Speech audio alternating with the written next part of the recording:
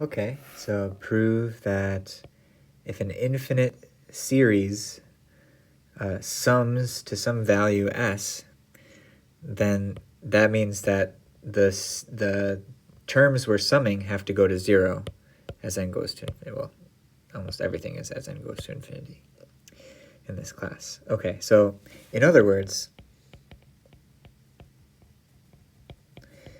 if we sum infinitely many terms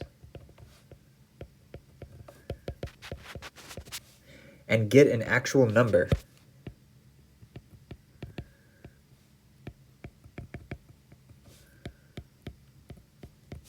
in other words, and it converges and it makes sense, well, then those terms that we're summing up go to 0. Okay? Now, that's what we're proving here. So I'm just sort of rephrasing what this means in words. But let's first say that, what does this mean? Recall, the sum of the C sub n, and really this infinite is hoping that you will realize we mean a sum over all natural numbers. N equals 1, 2, 3, 4, 5, 6, 7, up to infinity, which doesn't make sense. And so what we say is that this symbol, equal s, means that, because it doesn't make sense to add up infinitely many things, you'll never finish. What we say is that it means that the sequence S sub m, where S sub m is C1 plus C2 all the way up to the Cmth. And another way to write that is like this. The sequence S sub m of partial sums converges to a limit. That limit is called little s. That's just what this means by definition. Okay, so need to show that the C sub n's go to 0, and we're assuming that this sequence converges. Okay.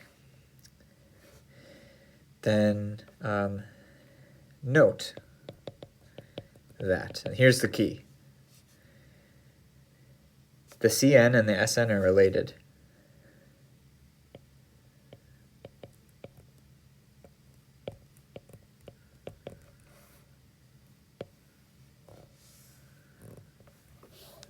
Okay.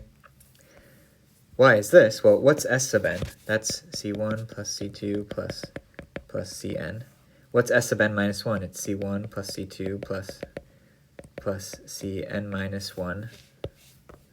And maybe it's actually helpful for me to write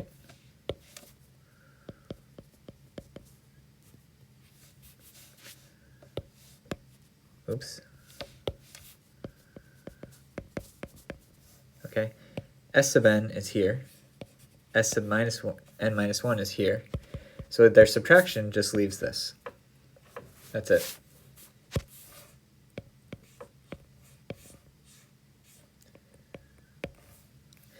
Okay, that's the key. Now, what your book does is it says, by limit laws, we know this sequence converges, and this sequence is just a shifted version, so it also converges to S.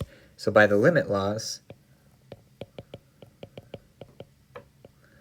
the limit of S of C sub n is equal to the limit of the S sub n minus S sub n minus 1. And now by the limit laws is this equal sign is equal to the limit of S sub n minus the limit of S sub n minus 1.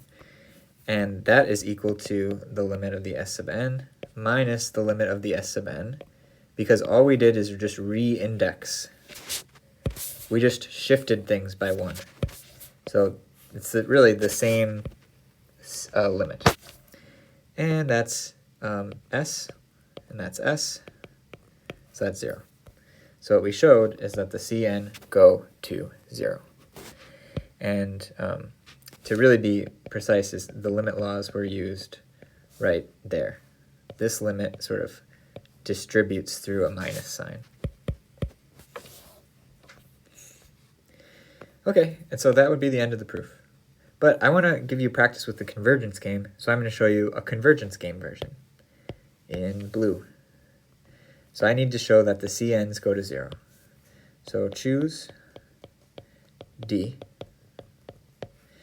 need find capital N such that past that capital N implies that the C sub n minus 0 is less than D. That is the definition of convergence. Okay? But C sub n minus 0 is equal to S sub n minus S sub n minus 1. I just got rid of the 0 and then used our key sort of insight. Okay, and then what I note here is that, so here I'm going to say note that this is true, period. Since the S sub n converge, they are Cauchy. It's a Cauchy sequence. So there exists an index, maybe I'll call it n tilde. In LaTeX you can do tilde, bracket, curly bracket, n, end curly bracket, and it'll make this symbol. It's just when you don't want to invent a new name, because this thing is going to be related to a name you already invented. That's when you name things tilde. Okay, because it's a Cauchy sequence, there exists an n such that any n and m past that n tilde implies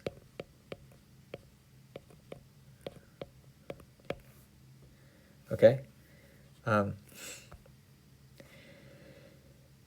Okay, well, if it's true for any indices past n tilde, then it's also true if I put in n minus 1. Well, choose n equal n tilde plus 1. Now, n greater than or equal to capital N means that n is greater than or equal to capital N tilde, and that n minus 1 is greater than or equal to capital N tilde. So letting m equal n minus 1 in this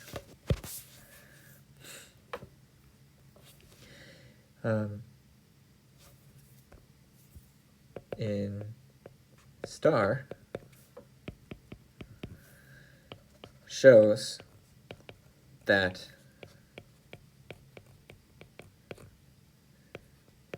D. And that was, yeah. This is equal to this, and we wanted to show that the CNs converge to 0, so we needed to actually show, I should have, instead of this one, I should have written this one.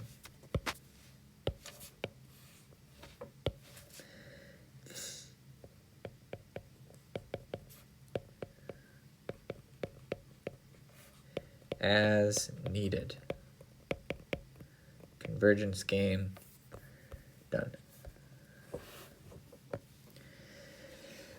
Okay, pause and make sure you follow this logic.